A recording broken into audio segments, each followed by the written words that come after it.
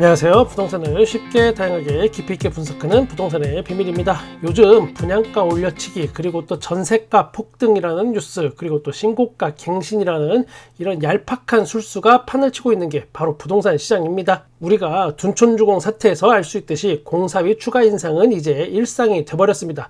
강동구 올림픽 파크 포레온 같은 경우 어찌되었건 서울시나 지자체가 서로 나서서 싸움을 중재도 해주고 그랬습니다. 그리고 정부도 나서서 둔촌주공 살리기라는 프로젝트에 어떤 힘을 실어주는 그런 것도 많이 했었죠. 그런데 문제는 그 여진이 이제 곳곳에서 계속 추가적으로 터지고 있습니다. 서울에서 대표적인 예로 서울시 성북구 장이 4구역 장이 자이 레디언트 요거 예로 들어볼 수 있습니다. 2015년 8월 달에 1256억 증액 요청이 있었고 그 뒤에 2021년 1월 달에는 또 336억 증액 요청, 그리고 2023년에는 7월 달에 681억 증액을 또 요청했었고, 그리고 가장 최근에 또 2024년 3월 달에 772억 증액 요청이 있었다고 지금 알려져 있습니다. 아시겠지만 여기는 장이자이 레디언트는 이미 일반 분양이 끝난 상태죠. 조합원 추가 분담금은 한 가구당 8,578만원 수준이 될 것으로 알려져 있습니다. 상계 주공 5단지 같은 경우에 여기는 5억, 6억 이렇게 추가 분담금이 있어갖고 시공사랑 계약 해지를 하고 난리가 났었는데, 그거에 비하면 또 귀여운 수준이긴 하나 이런 선례가 앞으로 또 없으리란 법이 없고, 다른 단지들은 또 더 크게 당할 수도 있다라는 가능성도 활짝 열려 있다고 볼 수 있습니다. 요즘 재개발 재건축 현장들 다 비슷합니다. 요즘에 또 부동산 돌아가는 거 이렇게 한번 살펴보면 브레이크 없는 폭주기관차 같은 그런 느낌이 듭니다. 또 다른 곳도 하나 더 예를 들어보면 여기도 비슷합니다. 미아 3구역 북서울자이 폴라리스, 여기도 시공사가 조합을 상대로 물가 상승에 따른 공사대금 청구 소송을 제기한 것으로 알려졌습니다. 역시나 조합은 추가 공사비 인상을 나는 받아들일 수 없다라고 하는 그런 입장입니다. 여기도 대략 소송 금액만 322억 정도 됩니다. 앞서 소개한 장이자이 레디언트 그리고 북서울자이 폴라리스 또 모두 공사가 상당 부분 진행되었고, 입주도 여기 이제 내년입니다. 일반 분양도 다 끝났고요. 이곳 말고도 지금 서울에서만 GS건설이 한 6개 사업단지, 대우건설 2개 단지, 현대건설, DLENC, 여기 이편한 세상, 그리고 삼성물산, 여기도 1개 단지 이상씩 지금 공사비 갈등을 겪고 있다고 알려져 있습니다. 이제 이 폭탄은 어디로 튈 것인가? 1기 신도시 재건축으로 옮겨 붙을 것이 거의 확실합니다. 요즘에 1기 신도시 선도지구 발표 요거를 앞두고 또 부동산 바람잡이들이 난리를 치고 있습니다. 이참에 떨어지는 콩고물 좀 주워 먹으려고 아주 온갖 장난질을 블로그에 많이 하고 있습니다. 분당이나 일산이 아무래도 물량이 또 많을 것이란 예상이 있습니다. 그 외에 또 평촌 쪽도 난리가 아닙니다. 지금 거기. 아무튼 이 발표가 일단 나고 나면 이 동네 아파트 가격도 오르는 곳 내리는 곳 이게 정리가 한 번쯤은 되겠습니다. 아무래도 선도지구에 선정되는 게 가장 입주도 그렇고 착공도 그렇고 가장 빠르게 되긴 하겠죠. 거기에 일단 포함이 되느냐 안 되느냐가 좀 갈림길이 큽니다. 선도지구에 선정되지 못한 아파트 단지들은 그 다음이 언제가 될지 이게 기약이 없으니까요. 아참, 그리고 1기 신도시 선도지구 만약에 지정이 됐다고 해도 당장 내일부터 집 때려 부수는 거 아닙니다. 정부의 청사진에 어떤 태클을 걸고 싶지는 않습니다만은 2027년도에 착공하고 2030년에 입주하는 거 이거 쉽지 않습니다. 부동산 쪽에서 좀 짬밥 좀 먹었다 하는 분들은 이거 안 된다는 거 다 알 테지만 아마 모두 다 좀 쉬쉬하겠죠. 문제는 착공이나 입주가 아닙니다. 공사비 증액, 둔촌주공의 학습 효과, 그리고 시멘트 가격, 철근 가격이 내리면 과연 공사비도 따라서 내려줄까라는 어떤 원초적인 질문에 대한 이 부정적 의견, 처음엔 추가 분담금 3억만 내세요 이렇게 했다가 그게 또 1년 지나면 4억 되는 거고 1년 지나면 5억 되는 거고 그렇게 해서 10억까지 되는 거고 이럴 수도 있습니다. 분양가 올려치기 같은 경우 이런 전법을 또 씁니다.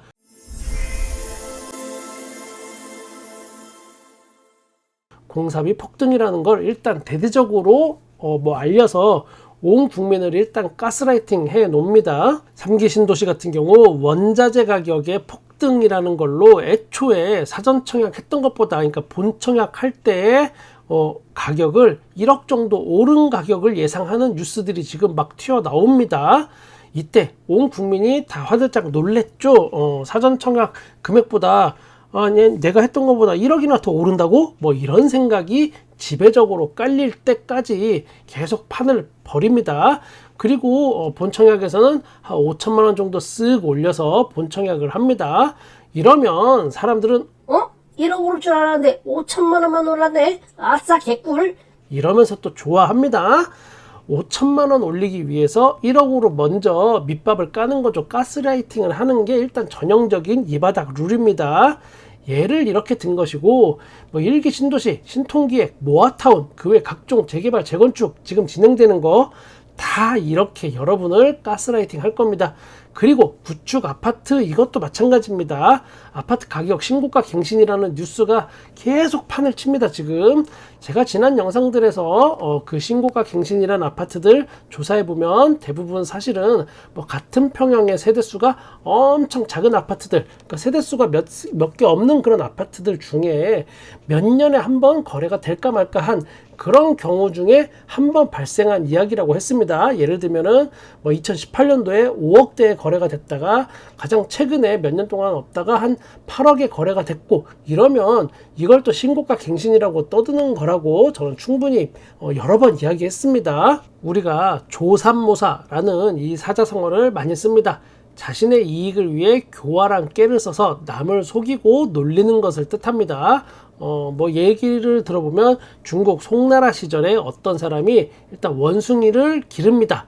그런데 형편이 이제 어려워지니까 원숭이한테 주는 먹이를 줄이려고 합니다.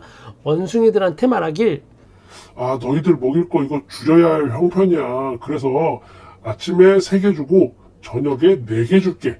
이렇게 이야기했더니 원숭이들이 막 화를 내더라는 겁니다.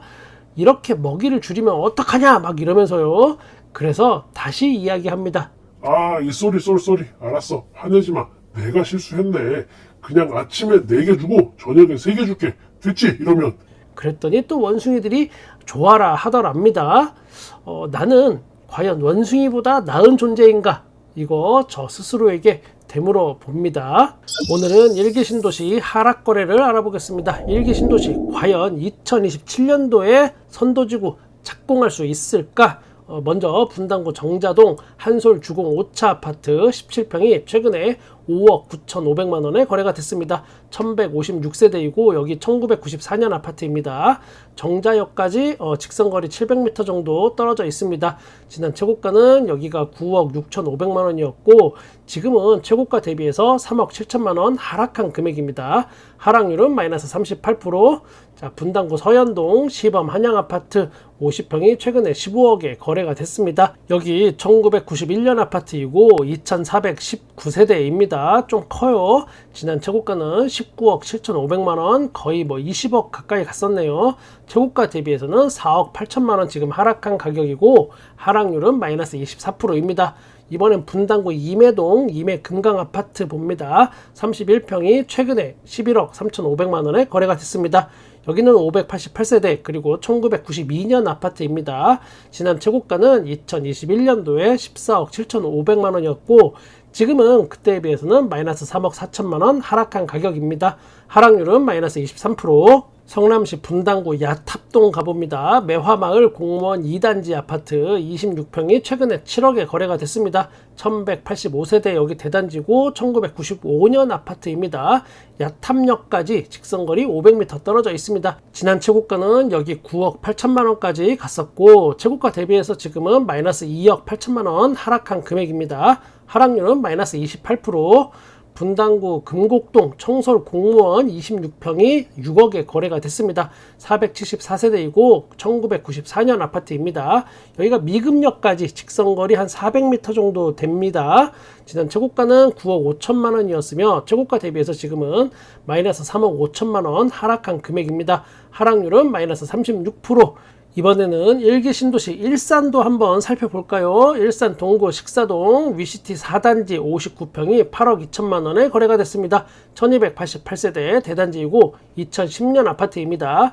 지난 최고가는 여기가 2021년도에 있었습니다. 13억 6,500만 원이었는데 그때 지금은 최고가 대비해서 5억 5천만 원 하락한 가격입니다. 하락률은 마이너스 40%입니다. 일산 동구 마두동 백마 3단지 금호 한양 여기 31평이 최근에 5억 1,500만 원에 거래가 됐습니다. 1116세대이고 1995년 아파트입니다. 지난 최고가는 7억 8천만 원이었고 최고가 대비해서 지금은 마이너스 2억 7천만 원 하락한 금액입니다. 하락률은 마이너스 34%입니다. 일산 서구도 볼까요? 일산동 후곡 10단지 46평이 7억 6천만 원에 거래가 됐습니다. 516세대이고 1995년 아파트입니다. 여기가 지난 최고가는 11억 3천만 원이었으며 지금은 그때에 비해서 마이너스 3억 7천만 원 하락한 가격입니다. 하락률은 마이너스 32%. 이번에 또 주엽동 가봅니다. 문촌 16단지 뉴삼익 22평이 4억 1천만 원에 거래가 됐습니다. 총 956세대이고 1994년 아파트입니다. 여기 지난 최고가는 6억 3천만 원이었습니다. 지금은 뭐 그때에 비해서 2억 2천만 원 하락한 상태고 하락률은 마이너스 34%입니다. 일기 신도시 총정리 들어가겠습니다. 선도지구에 선정되느냐 마느냐가 일단 그 운명을 가를 것으로 보여집니다. 1차적으로. 그리고 또 선정되더라도 추가 분담금 폭탄 그리고 2027년으로 예정된 시기에 과연 착공이 들어갈까? 이거는 굉장히 어려울 거라고 예상이 됩니다. 참 중대한 변수는 있습니다. 2027년이 바로 대통령 선거가 있는 해입니다. 이게 큰 변수가 되겠네요. 저는 여러분의 부동산에 끝까지 함께 하겠습니다. 구독과 좋아요 감사합니다. 부동산의 비밀이었습니다.